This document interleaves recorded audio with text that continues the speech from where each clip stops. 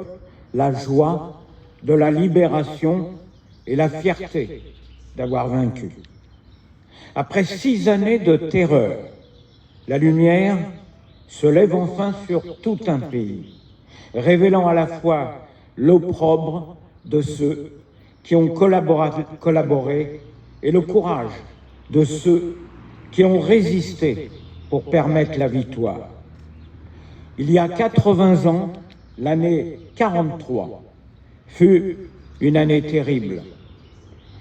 La répression s'accroît, l'extermination des Juifs d'Europe et des opposants au régime nazi bat son plein. Pourtant, le cours de la guerre change. À l'Est, les armées nazies ont perdu la bataille de Stalingrad. Au Sud, les Alliés ont débarqué en Afrique du Nord. Ils le feront bientôt en Italie. La Corse est libérée en septembre.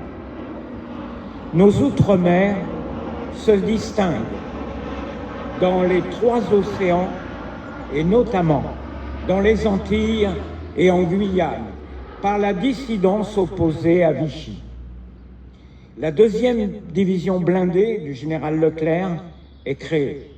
Elle débarquera quelques mois plus tard en Normandie, avant de libérer Paris, puis Strasbourg.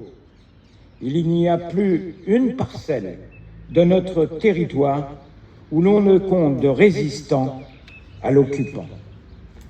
Chacun peut ressentir que le destin des armes a basculé.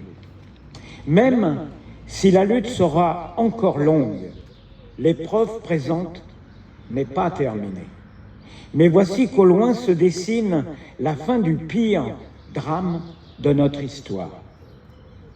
Indique le général de Gaulle aux Français libres et aux Français occupés dans son message du 14 juillet 1943. La résistance s'unit partout, en France, et sûre de l'issue finale du combat, s'engage dans l'élaboration de ce qui réunira les Français après la guerre. Les ombres qui pèsent sur le destin de la nation s'éclaircissent assez pour qu'un dessein pour la France d'après-guerre puisse commencer à être tracé.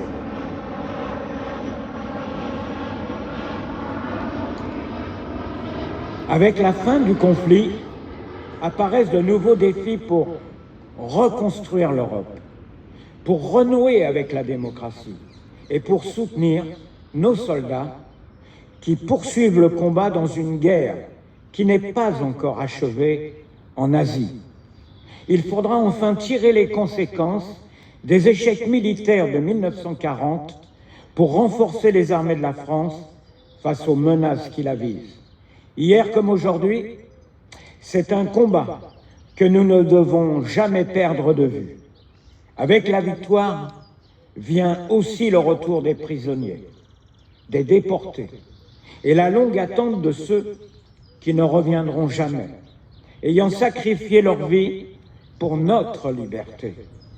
Enfin, il y a tous ceux que plus personne n'attend, car ils ont été déportés par familles entières, dans des convois vers l'Est qu'un holocauste achevait.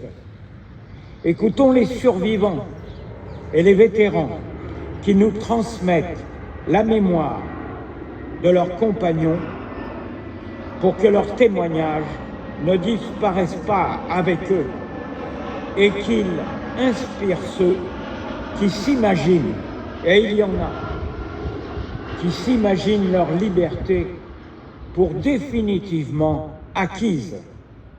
Souvenons-nous enfin du sang versé. Il fut le prix de notre liberté. Mourir pour que d'autres puissent vivre libres.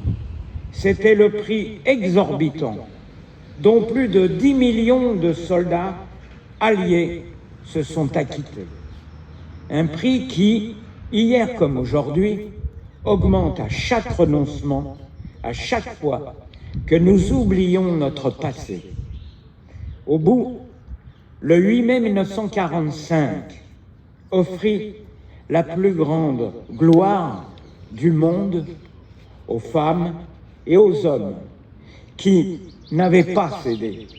La victoire leur offrit la liberté. Vive la République et vive la France.